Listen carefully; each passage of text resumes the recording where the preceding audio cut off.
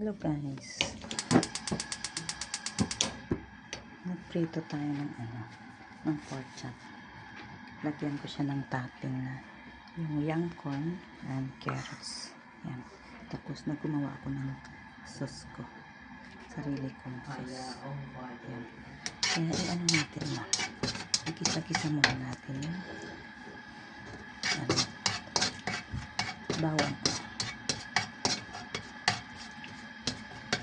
Tapos lagay natin yung carrots. Pang ano ko lang yan, pang topping guys sa ating pork chop.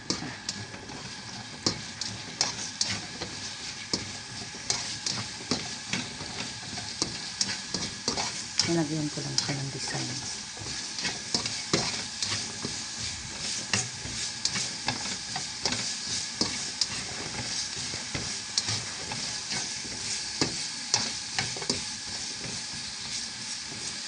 Yan.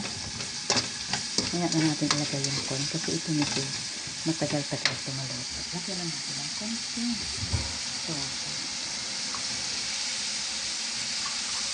konting tubig na.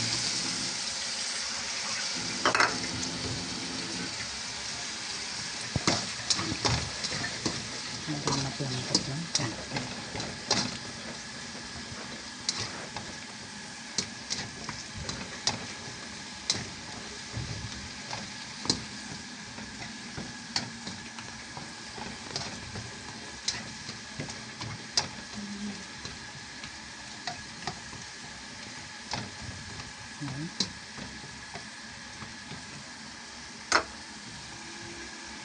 Tapos patay na natin yung ating corn.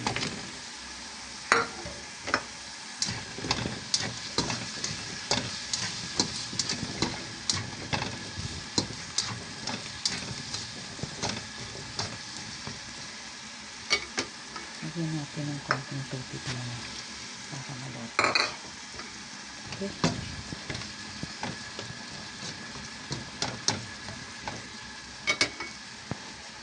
Lutuin na natin.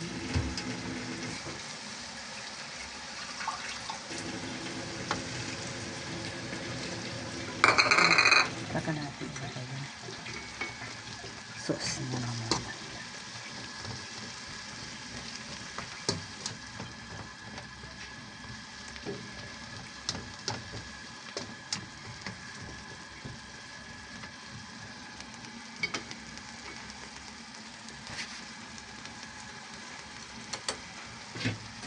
Takpan natin muna yung sandali lang. Tapos ano muna natin, haluin muna natin itong sauce.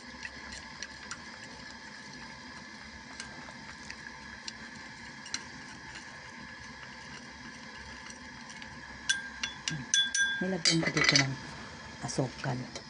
asukal, konting asin, tapos yung cornstarch at konting toyo. Yan, konting toyo. Gumawa ko ng sarili kong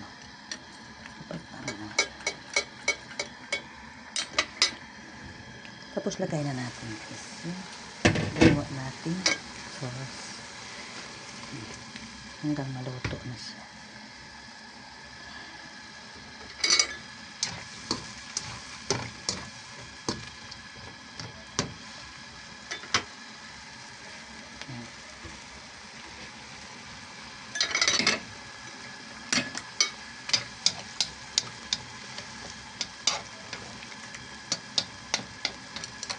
Tikman natin kung masarap.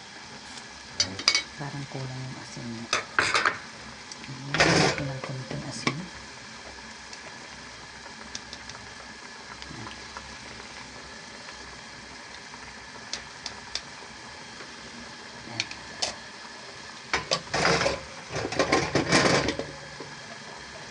Konting asukal. Parang kulang yung asukal. Guys. Haluin natin.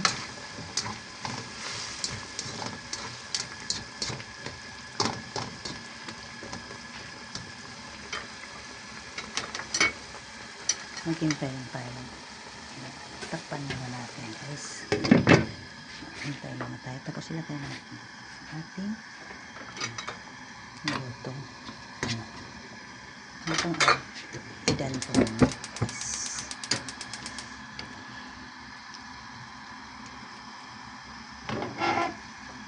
Hindi pa siya masyadong. Okay guys. Lagyan natin ng topping para masarap siya. Kasi dry. At ang kanyang partner ay ito. Chinese cabbage. Lagyan ko na lang siya ng dry.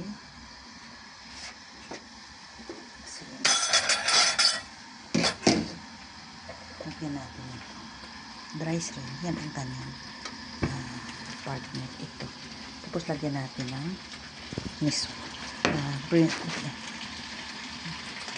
Bursmelly. Bursmelly. Lagyan natin ng bursmelly. Para may sabaw. Okay? Ngayon, okay na siya. Okay na siya, guys. Lagyan na natin dito sa ating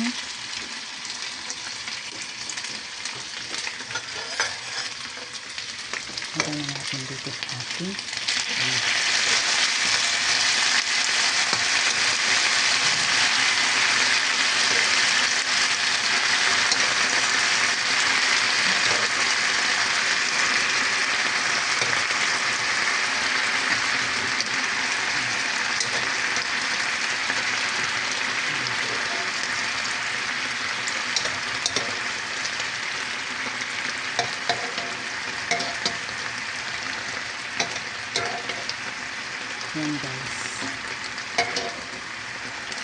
Para may design siya.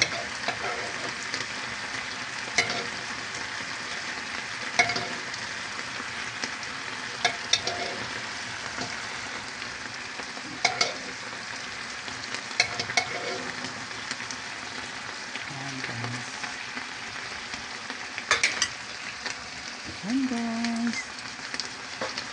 Dami siya guys. Dami na. Okay na siya. Thank you. Simple lang. Simple tip para sa pagluto sa inyo.